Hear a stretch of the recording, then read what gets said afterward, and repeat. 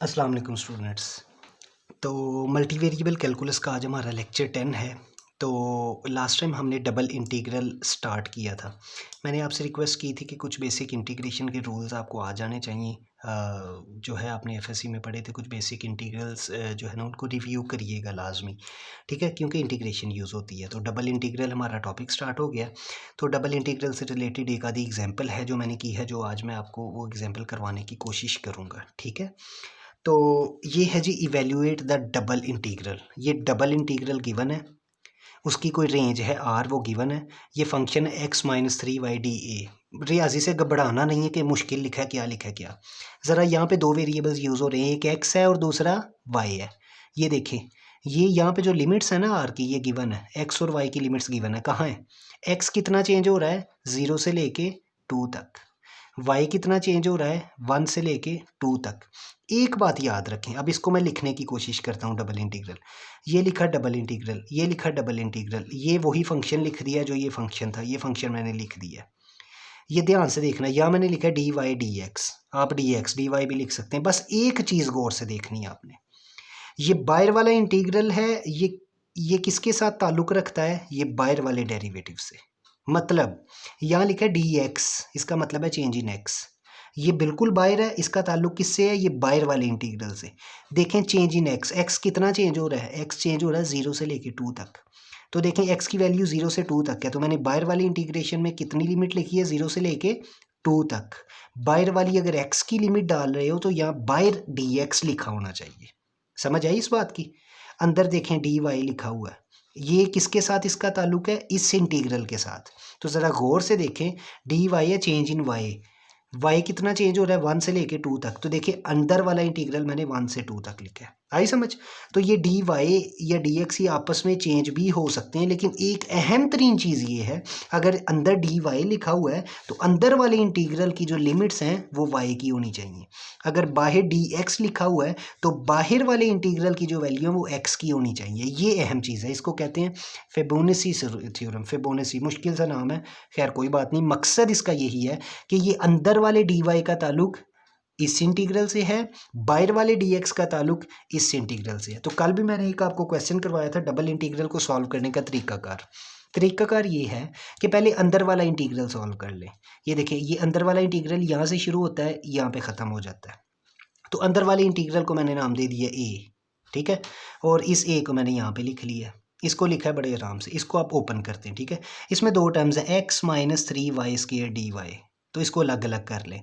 Integration of x into d y, ये देखिए integration of x into d y, ये मैंने खोल दी ब्रैकेट, माइनस माइनस 3 कांस्टेंट है, 3 को बाहर लिखा है, y² की इंटीग्रेशन है, y² की इंटीग्रेशन dy, इसकी पावर 1 से लेके 2 तक, 1 से लेके 2 तक। ठीक हो गया, क्लियर है ये बात? तो ध्यान से देखें, एक्स की इंटीग्रेशन करनी है, मल्टी वेरिएबल्स में हम बैठे हुए हैं, पार्शियल डेरिवेटिव्स हम पढ़ रहे हैं, तो हमें पता है कि जिसके लिहाज से कर रहे होते हो वो वेरिएबल माना जाता है, बाकी सब कांस्टेंट माने जाते हैं। समझ आ गई इस बात की?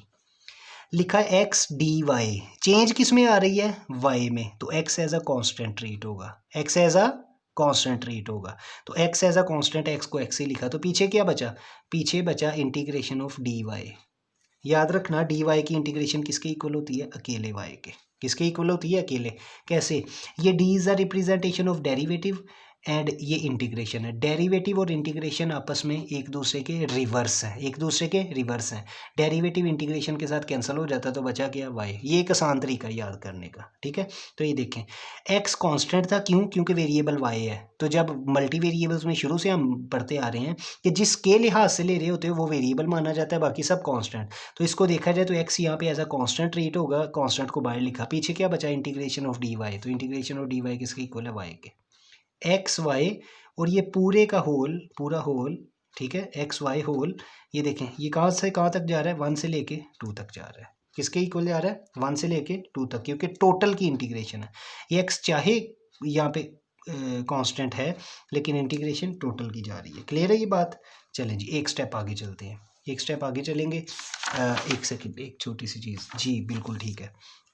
अच्छा जी, एक्स यहाँ पे कांस्टेंट यूज़ हो रहा है, वाई यहाँ पे वेरिएबल है, ठीक है। 1 से 2 लिख दिया, ये हाई लिमिट है, ये लोअर लिमिट, माइनस 3 कांस्टेंट है 3, वाई स्केयर डी वाई। देखें पावर रूल लग रहा है, वाई का आगे डेरिवेटिव मौजूद है। तो इंटीग्रेशन में पावर रूल क्या है कि पावर में एक ऐड कर दें, उसी से डिवाइड कर दें। वाई स्क्वायर की इंटीग्रेशन होती है वाई क्यूब ओवर 3, ठीक है। तो ये मैंने ये इसके साथ ब्रैकेट लगाई 1 से लेके 2 तक, मतलब ये उसकी लिमिट्स हैं, ठीक है। तो ये लिखा एक्स वाई 1 से 2 तक माइनस ये 3 से कैंसिल हो गया, तो क्या बचा पीछे वाई क्यूब 1 से 2 तक। तो इसकी लिमिट भी 1 से 2 है, इसकी लिमिट भी 1 से 2 है, तो इनको चाहिए इकट्ठा ही लिख दो, x y minus y cube, x y minus y cube 1 से 2 तक। अब इसमें हमने जस्ट लिमिट पुट करनी है। ये लिमिट किसकी है, चेंज किस में आ रहा था, वाई में, तो ये वाई की लिमिट है, ये एक्स में पुट नहीं होगी, एक्स एज अ कांस्टेंट है सिर्फ, ये एक्स में पुट नहीं होगी। तो सबसे पहले हाई लिमिट पुट करते हैं, उसके बाद लोअर लिमिट, ठीक है। तो ये देखें ए में मैंने क्या किया है, ये देखें एक्स में मैंने वैल्यू कुछ नहीं पुट की, सबसे पहले हाई लिमिट पुट करनी है। हाई लिमिट वाई की कितनी है 2, तो जहाँ जहाँ वाई है वहाँ वहाँ क्या पुट कर दो 2। तो ये देखें मैंने एक्स आगे क्या लिखा हुआ था वाई, वाई की जगह क्या पुट कर दिया 2, आगे माइनस वाई क्यूब लिखा था और वाई क्यूब में वाई की जगह क्या पुट कर दिया 2 माइनस, ठीक है, minus upper limit minus lower limit. अब लोअर लिमिट क्या है 1, जहाँ जहाँ वाई लिखा है वहाँ वहाँ क्या पुट कर दूँ 1। तो ज़रा गौर से देखें, माइनस एक्स वाई लिखा हुआ था 1 माइनस 1 क्यूब, तो इसको सॉल्व किया तो ये बना 2x माइनस 2 क्यूब किसके इक्वल होता है 2 मल्टीप्लाई बाय 2 मल्टीप्लाई बाय 2, कितने इक्वल हुआ 2 2 ज़ार 4 4 2 ज़ार 8, 2x माइनस 8 माइनस x 1 ज़ार x minus multiply by minus is plus 1 का क्यूब 1, 2x में से x निकालें तो x बचा, माइनस 8 प्लस 1 माइनस 7, तो a की वैल्यू कितनी आ गई है x माइनस 7। a क्या चीज़ थी, a ये वाली अंदर वाला इंटीग्रल था, उसकी आंसर कितना आया x माइनस 7। तो मैं a की जगह क्या पुट कर दूंगा x माइनस 7। देखें ये पूरी टर्म क्या थी a, उसकी जगह क्या पुट कर दूं x माइनस 7। तो बाहर इंटीग्रल है 0 से लेके 2 तक और ये बाहर वाला dx ही, वैसे ये पूरे a की जगह क्या पुट कर दिया x माइनस 7। तो देखा डबल से हम सिंगल इंटीग्रल पे आ गए हैं। कैसे, पहले अंदर वाला इंटीग्रल सॉल्व कर लो, जो उसका आंसर आए वो फिर बाहर वाले के साथ सॉल्व हो जाएगा, ठीक है। तो इसको ब्रैकेट ओपन कर लो, इंटीग्रेशन एक दफ़ा x के साथ है एक दफ़ा 7 के साथ है, अलग अलग खोल दिया मैंने, ये देखें x dx minus 7 dx, 7 constant है बाहर लिखा, क्लियर है ये बात। तो ज़रा गौर से देखिएगा, यहाँ पे x dx चेंज किस में x में, तो वेरिएबल x भी है x भी है, ठीक है। यहाँ पावर रूल लगेगा, x की इंटीग्रेशन होती है x स्क्वायर बाय 2, ठीक है, 0 से लेके 2 तक, ये अपर और लोअर लिमिट मैंने लिख दी है, माइनस 7 कांस्टेंट है, पीछे क्या बचा इंटीग्रेशन ऑफ dx। याद रखना सारी ज़िंदगी के लिए, इंटीग्रेशन ऑफ dx का आंसर होता है x, ये सारी ज़िंदगी याद रखना, अकेला लिखा हुआ इंटीग्रेशन ऑफ dx उसका आंसर होता है x। डी रिप्रेजेंटेशन है डेरिवेटिव की, ये इंटीग्रेशन है, डेरिवेटिव और इंटीग्रेशन एक दूसरे के रिवर्स प्रोसेस है, तो ये किस्म के आपस में कैंसिल हो जाते हैं, ये याद रखने का एक सिंपल तरीका है। तो dx इंटीग्रेशन ऑफ dx किसके इक्वल है x के, तो इंटीग्रेशन ऑफ dx किसके इक्वल है x के, लिमिट है 0 से 2, मैंने लिख दी 0 से 2, ठीक है। इनको आप इकट्ठे करके चाहे लिख लें चाहे ना लिखें। तो सबसे पहले अपर लिमिट x में पुट करनी है, फिर माइनस लोअर लिमिट, तो अपर लिमिट पुट की x स्क्वायर में 2 का square over 2 minus lower limit put की 0 का स्क्वायर ओवर 2 माइनस x में अपर लिमिट पुट की 7 मल्टीप्लाई बाई 2 माइनस x में लोअर लिमिट पुट की माइनस 7 मल्टीप्लाई बाई 0, मल्टीप्लाई किया तो आंसर आ गया 2 माइनस 14 माइनस 12। तो ये डबल इंटीग्रल की एक मैंने एग्जांपल आपको करवाई है, मुश्किल नहीं है, आसान है, स्टेप बाय स्टेप चलेंगे तो गलती लगेगी नहीं। तो डबल इंटीग्रल का पेपर में लाजमी क्वेश्चन आता है, आपके कोर्स आउटलाइन में डबल इंटीग्रल को बड़े ज़ोर से लिखा हुआ है, ठीक है।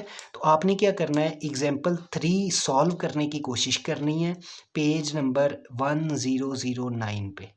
ये एग्जाम्पल सॉल्व करके आप सब ने मुझे बताना है कि क्या आपने सॉल्व किया, आंसर आया सेम कि नहीं। मैं किसी भी वक्त किसी भी स्टूडेंट को मैसेज करके कह सकता हूँ कि अपनी एग्जाम्पल जो तुमने सॉल्व की है मुझे अभी सेंड करो, ठीक है।